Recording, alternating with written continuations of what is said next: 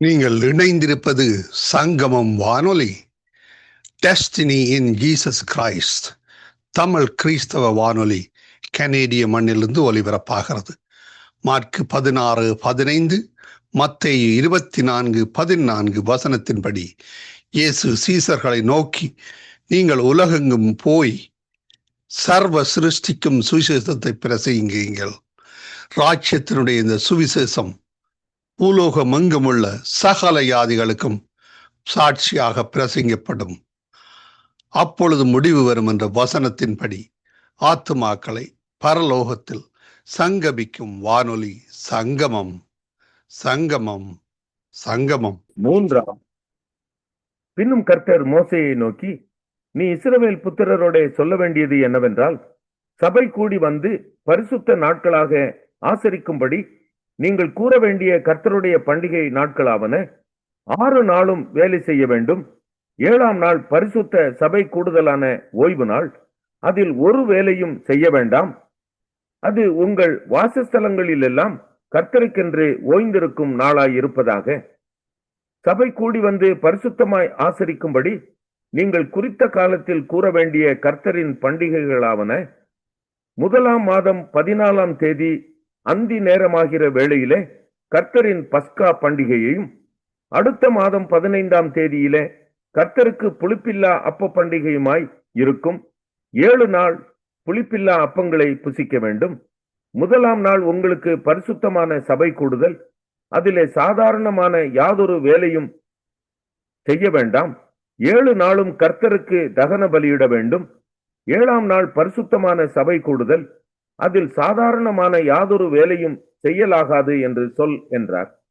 பின்னும் கர்த்தர் மோசேயை நோக்கி, நீ இஸ்ரவேல் புத்திரரோட சொல்ல வேண்டியது என்னவென்றால், நான் உங்களுக்கு கொடுக்கும் தேசத்தில் நீங்கள் போய் சேர்ந்து அதன் வெள்ளாண்மையை அறுக்கும்போது உங்கள் அறுப்பின் முதற் பலனாகிய ஒரு கதிர்கட்டை ஆசாரியனிடத்தில் கொண்டு வர கடவீர்கள்.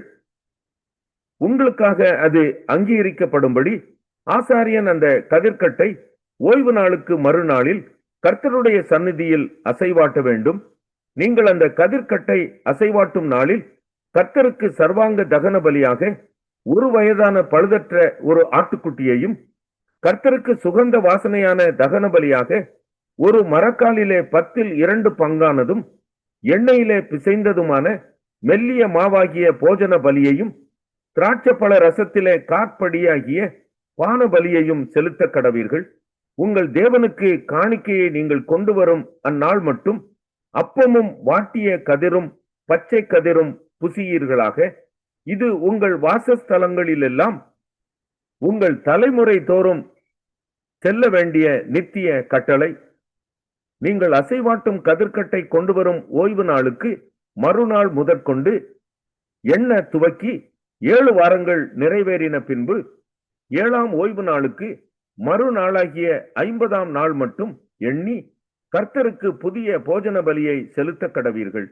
நீங்கள் ஒரு மரக்காலிலே 10 பங்காகிய மெல்லிய மாவிலே புளிப்பாக பாகம் பண்ணப்பட்ட அசைவாட்டும் காணிக்கையாய் இருக்கிற 2 அப்பங்களை உங்கள் வாசஸ்தலங்களிலிருந்து கர்த்தருக்கென்று முதற் பலனாக கொண்டு வந்து, அப்பத்தோட கூட கர்த்தருக்கு சர்வாங்க தகன பலியாக 1 வயதான பழுதற்ற 7 ஆட்டுக்குட்டிகளையும் 1 காளையையும் 2 ஆட்டுக்கடாக்களையும் கர்த்தருக்கு சுகந்த வாசனையான தகன பலியாக அவைகளுக்கு அடுத்த போஜன பலியையும் பான பலிகளையும் செலுத்தி, வெள்ளாடுகளில் 1 கடாவை பாவ நிவாரண பலியாகவும் 1 வயதான 2 ஆட்டுக்குட்டிகளை சமாதான பலியாகவும் இடக்கடவீர்கள். அவைகளை ஆசாரியன் முதற் பலனாகிய அப்பத்தோடும் 2 ஆட்டுக்குட்டிகளோடும் கூட கர்த்தருடைய சந்நிதியில் அசைவாட்டும் பலியாக அசைவாட்ட கடவன். கர்த்தருக்கு பரிசுத்தமாகிய அவைகள் ஆசாரியனுடையவைகளாகும். அந்த நாள் உங்களுக்கு சபை கூடும் பரிசுத்த நாள் என்று கூற வேண்டும். அதிலே சாதாரணமான யாதொரு வேலையும் செய்யலாகாது. இது உங்கள் வாசஸ்தலங்களில் எல்லாம் உங்கள் தலைமுறை தோறும் செல்ல வேண்டிய நித்திய கட்டளை. உங்கள் தேசத்தின் வெள்ளாண்மையை நீங்கள் அறுக்கையில் வயலின் ஓரத்தில் இருக்கிறதை முற்றிலும் அறுக்காமலும், சிந்தி கிடக்கிற கதிர்களை பொறுக்காமலும், எளியவனுக்கும் பரதேசிக்கும் அவைகளை விட்டுவிட வேண்டும். நான் உங்கள் தேவனாகிய கர்த்தர் என்று சொல் என்றார். பின்னும் கர்த்தர் மோசேயை நோக்கி, நீ இஸ்ரவேல் புத்திரரோட சொல்ல வேண்டியது என்னவென்றால், உங்களுக்கு 7ஆம் மாதம் 1ஆம் தேதி எக்கால சத்தத்தால் ஞாபகக்குறியாக கொண்டாடுகிற பண்டிகை என்கிற சபை கூடும் பரிசுத்த ஓய்வு நாளாய் இருப்பதாக. அதிலே சாதாரணமான யாதொரு வேலையும் செய்யாமல் கர்த்தருக்கு தகன பலி செலுத்த வேண்டும் என்று சொல் என்றார். பின்னும் கர்த்தர் மோசேயை நோக்கி, அந்த 7ஆம் மாதம் 10ஆம் தேதி உங்களுக்கு பாவ நிவர்த்தி செய்யும் நாளும் சபை கூடும் பரிசுத்த நாளுமாய் இருப்பதாக. அப்பொழுது நீங்கள் உங்கள் ஆத்துமாக்களை தாழ்மைப்படுத்தி கர்த்தருக்கு தகன பலி செலுத்த கடவீர்கள்.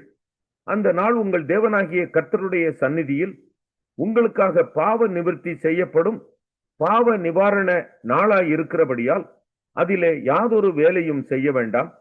அந்நாளிலே தன்னை தாழ்மைப்படுத்தாத எந்த ஆத்துமாவும் தன் ஜனத்தில் இராதபடிக்கு அறுப்புண்டு போவான். அந்நாளிலே ஒரு ஆத்துமா யாதொரு வேலையை செய்தால் அந்த ஆத்துமாவை அவன் ஜனத்தின் நடுவிலே வைக்காமல் அழிப்பேன். அதில் நீங்கள் எந்த வேலையும் செய்யாதிருப்பது உங்கள் வாசஸ்தலங்களிலெல்லாம் உங்கள் தலைமுறை தோறும் செல்ல வேண்டிய நித்திய கட்டளை. அது உங்களுக்கு விசேஷித்த ஓய்வு நாள். அதில் உங்கள் ஆத்துமாக்களை தாழ்மைப்படுத்த வேண்டும்.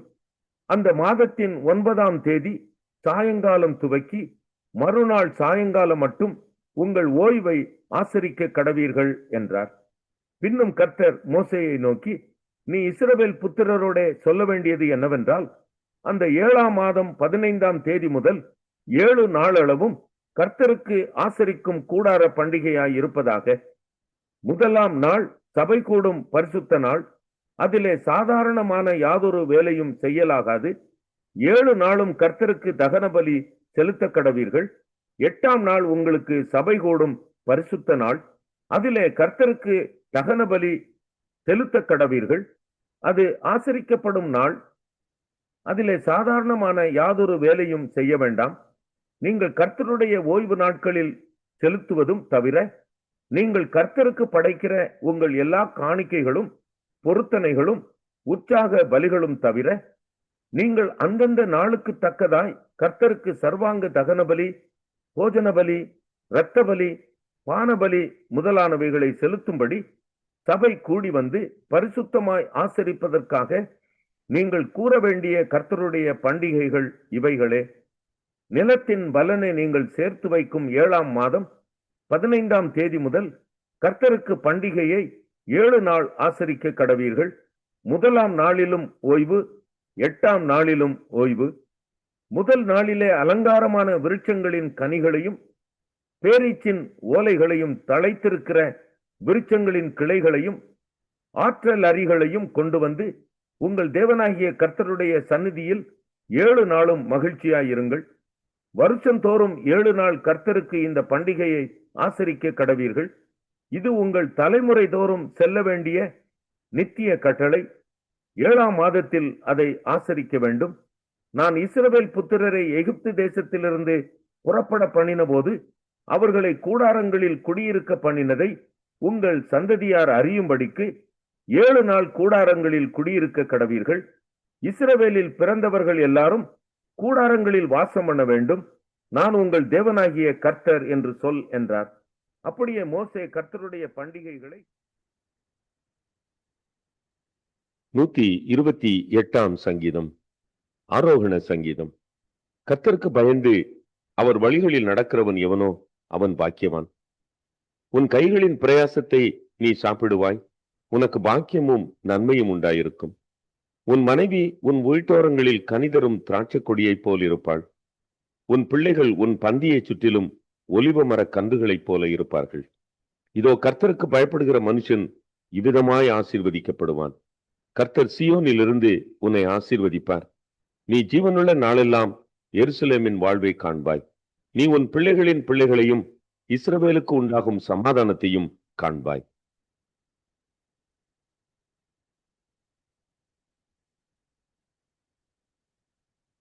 129 சங்கீதம். ஆரோகண சங்கீதம். என் சிறு வயது தொடங்கி அநேகந்தரம் என்னை நெருக்கினார்கள். என் சிறு வயது தொடங்கி அநேகந்தரம் என்னை நெருக்கியும் என்னை மேற்கொள்ளாமல் போனார்கள். உழுகிறவர்கள் என் முதுகின் மேல் உழுது தங்கள் படைச்சால்களை நீளமாக்கினார்கள். கர்த்தரோ நீதியுள்ளவர், துன்மார்க்கருடைய கயிறுகளை அவர் அறுத்தார் என்று இஸ்ரவேல் இப்பொழுது சொல்வதாக. சியோனை பகைக்கிற அனைவரும் வெட்கி பின்னிட்டு திரும்ப கடவர்கள். வீட்டின் மேல் முளைக்கும் புல்லுக்கு அவர்கள் ஒப்பாவார்களாக. அது வளரும் முன் உலர்ந்து போம். அறுக்கிறவன் அதனால் தன் கையையும் அரிகளை கட்டுகிறவன் தன் மடியையும் நிரப்புவதில்லை. கர்த்தருடைய ஆசீர்வாதம் உங்களுக்கு உண்டாவதாக. கர்த்தரின் நாமத்தினால் உங்களை ஆசீர்வதிக்கிறோம் என்று வழிபோக்கர் சொல்லுவதும் இல்லை.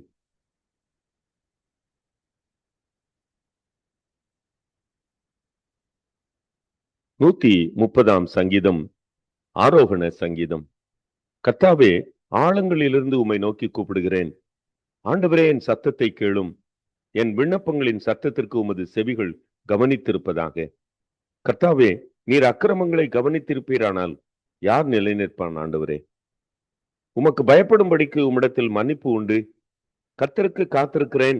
என் ஆத்துமா காத்திருக்கிறது. அவருடைய வார்த்தையை நம்பி இருக்கிறேன். எப்பொழுது விடியும் என்று விடிய காலத்துக்கு காத்திருக்கிற ஜாமக்காரரை பார்க்கிலும் அதிகமாய் என் ஆத்துமா ஆண்டவருக்கு காத்திருக்கிறது. இஸ்ரவேல் கர்த்தரை நம்பி இருப்பதாக. கர்த்தரிடத்தில் கிருபையும் அவரிடத்தில் திரளான மீட்பும் உண்டு. அவர் இஸ்ரவேலை அதன் சகல அக்கிரமங்களின் என்றும் மீட்டுக் கொள்ளுவார்.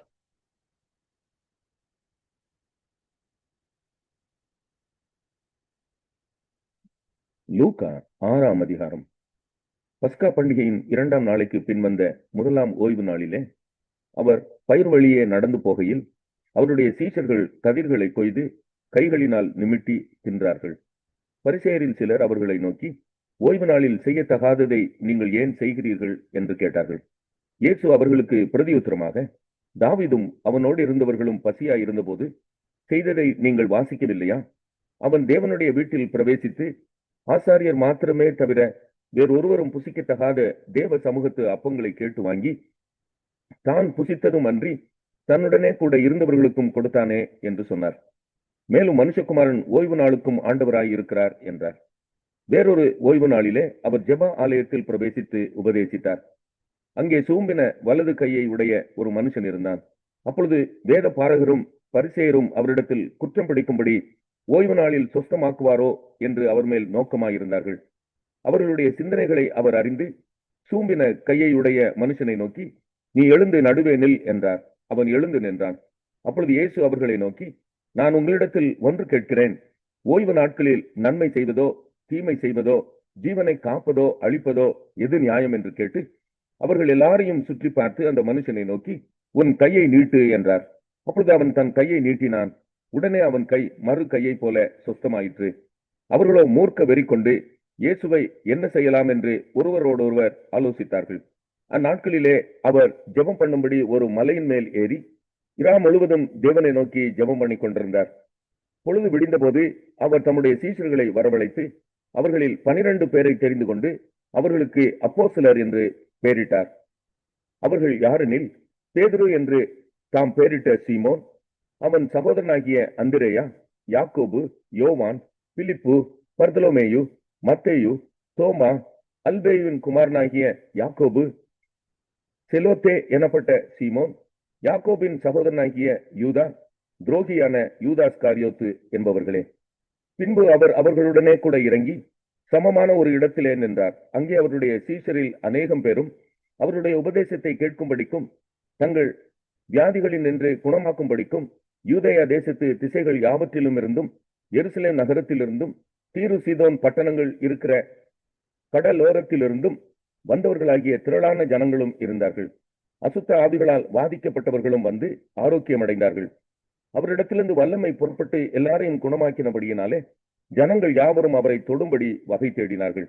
அப்பொழுது அவர் தம்முடைய சீஷர்களை நோக்கி பார்த்து, தரித்திரராகிய நீங்கள் பாக்கியவான்கள், தேவனுடைய ராஜ்யம் உங்களுடையது. இப்பொழுது பசியாய் இருக்கிற நீங்கள் பாக்கியவான்கள், திருப்தி அடைவீர்கள்.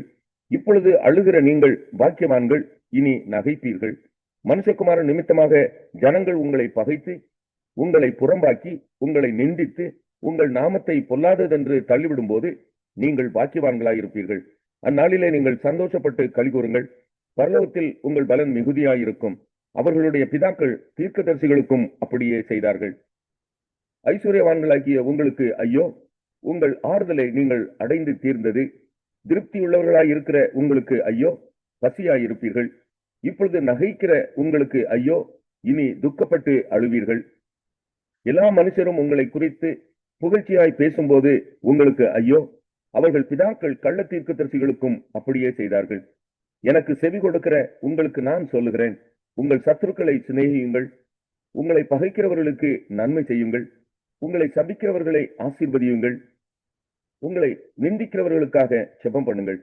உன்னை ஒரு கன்னத்தில் அறைகிறவனுக்கு மறு கன்னத்தையும் கொடு, உன் அங்கியை எடுத்துக் கொள்கிறவனுக்கு உன் வஸ்திரத்தையும் எடுத்துக்கொள்ள தடை பண்ணாதே. உன்னிடத்தில் கேட்கிற எவனுக்கும் கொடு, உன்னுடையதை எடுத்துக் கொள்கிறவனிடத்தில் அதை திரும்ப கேளாதே. மனுஷர் உங்களுக்கு எப்படி செய்ய வேண்டும் என்று விரும்புகிறீர்களோ அப்படியே நீங்களும் அவர்களுக்கு செய்யுங்கள். உங்களை சிநேகிக்கிறவர்களையே நீங்கள் சிநேகித்தால் உங்களுக்கு பலன் என்ன? பாவிகளும் தங்களை சிநேகிக்கிறவர்களை சிநேகிக்கிறார்களே. உங்களுக்கு நன்மை செய்கிறவர்களுக்கு நீங்கள் நன்மை செய்தால் உங்களுக்கு பலன் என்ன? பாவிகளும் அப்படி செய்கிறார்களே. திரும்ப கொடுப்பார்கள் என்று நம்பி நீங்கள் கடன் கொடுத்தால் உங்களுக்கு பலன் என்ன? திரும்ப தங்களுக்கு கொடுக்கப்படும்படியாக பாவிகளும் பாவிகளுக்கு கடன் கொடுக்கிறார்களே. உங்கள் சத்துருக்களை சிநேகியுங்கள், நன்மை செய்யுங்கள், கைமாறு கருதாமல் கடன் கொடுங்கள். அப்பொழுது உங்கள் பலன் மிகுதியாயிருக்கும். உன்னதமானவருக்கு நீங்கள் பிள்ளைகளாயிருப்பீர்கள். அவர் நன்றி அறியாதவர்களுக்கும் துரோகிகளுக்கும் நன்மை செய்கிறாரே. ஆகையால் உங்கள் பிதா இரக்கமுள்ளவராய் இருக்கிறது போல நீங்களும் இரக்கமுள்ளவராயிருங்கள். மற்றவர்களை குற்றவாளிகள் என்று தீர்க்காதிருங்கள், அப்பொழுது நீங்களும் குற்றவாளிகள் என்று தீர்க்கப்படாதிருப்பீர்கள். மற்றவர்களை ஆக்கினைக்குள்ளாக்கும்படி தீர்க்காதிருங்கள், அப்பொழுது நீங்களும் ஆக்கினைக்குள்ளாக தீர்க்கப்படாதிருப்பீர்கள். விடுதலை பண்ணுங்கள், அப்பொழுது நீங்களும் விடுதலை பண்ணப்படுவீர்கள். கொடுங்கள், அப்பொழுது உங்களுக்கு கொடுக்கப்படும். அமுக்கி குலுக்கி சரிந்து விழும்படி நன்றாய் அளந்து உங்கள் மடியிலே போடுவார்கள். நீங்கள் எந்த அளவினால் அளக்கிறீர்களோ அந்த அளவினால் உங்களுக்கும் அளக்கப்படும் என்றார். பின்னும் அவர் ஒரு உவமையை அவர்களுக்கு சொன்னார். குருடனுக்கு குருடன் வழிகாட்டக்கூடுமோ? இருவரும் பள்ளத்தில் விழுவார்கள் அல்லவா? சீசன் தன் குருவுக்கு மேற்பட்டவன் அல்ல, தேறினவன் எவனும் தன் குருவை போலிருப்பான். நீ உன் கண்ணில் இருக்கிற உத்திரத்தை உணராமல் உன் சகோதரன் கண்ணில் இருக்கிற துரும்பை பார்க்கிறது என்ன? அல்லது நீ உன் கண்ணில் இருக்கிற உத்திரத்தை உணராமல் உன் சகோதரனை நோக்கி, சகோதரனே, நான் உன் கண்ணில் இருக்கிற துரும்பை எடுத்து போடட்டும் என்று நீ சொல்வதெப்படி? மாயக்காரனே, முன்பு உன் கண்ணில் இருக்கிற உத்திரத்தை எடுத்து போடு, பின்பு உன் சகோதரன் கண்ணில் இருக்கிற துரும்பை எடுத்து போட வகை பார்ப்பாய். நல்ல மரமானது கெட்ட கனி கொடாது, கெட்ட மரமானது நல்ல கனி கொடாது. அந்தந்த மரம் அதனதன் கனியினால் அறியப்படும். முட்செடிகளில் அத்திப்பழங்களை பறிக்கிறதும் இல்லை, நெருஞ்சி செடியில் திராட்சை பழங்களை பறிக்கிறதும் இல்லை. நல்ல மனுஷன் தன் இருதயமாகிய நல்ல பொக்கிஷத்திலிருந்து நல்லதை எடுத்து காட்டுகிறான். பொல்லாத மனுஷன் தன் இருதயமாகிய பொல்லாத பொக்கிஷத்திலிருந்து பொல்லாததை எடுத்து காட்டுகிறான். இருதயத்தின் நிறைவினால் அவனவன் வாய் பேசும். என்னை ஆண்டவரே ஆண்டவரே என்று நீங்கள் சொல்லியும் நான் சொல்லுகிறபடி நீங்கள் செய்யாமல் போகிறது என்ன? என்னிடத்தில் வந்து என் வார்த்தைகளை கேட்டு அவைகளின்படி செய்கிறவன் யாருக்கு ஒப்பாய் இருக்கிறான் என்று உங்களுக்கு காண்பிப்பேன். ஆழமாய் தோண்டி கற்பாறையின் மேல் அஸ்திவாரம் போட்டு வீடு கட்டுகிற மனுஷனுக்கு ஒப்பாய் இருக்கிறான். பெருவெள்ளம் வந்து நீரோட்டம் அந்த வீட்டின் மேல் மோதியும் அதை அசைக்க கூடாமற் போயிற்று. ஏனென்றால் அது கண்மலையின் மேல் அஸ்திபாரம் போடப்பட்டிருந்தது. என் வார்த்தைகளை கேட்டும் அவைகளின்படி செய்யாதவனோ அஸ்திபாரம் இல்லாமல் மண்ணின் மேல் வீடு கட்டினவனுக்கு ஒப்பாய் இருக்கிறான். நீரோட்டம் அதன் மேல் மோதின உடனே அது விழுந்தது, விழுந்து முழுவதும் அழிந்தது என்றார்.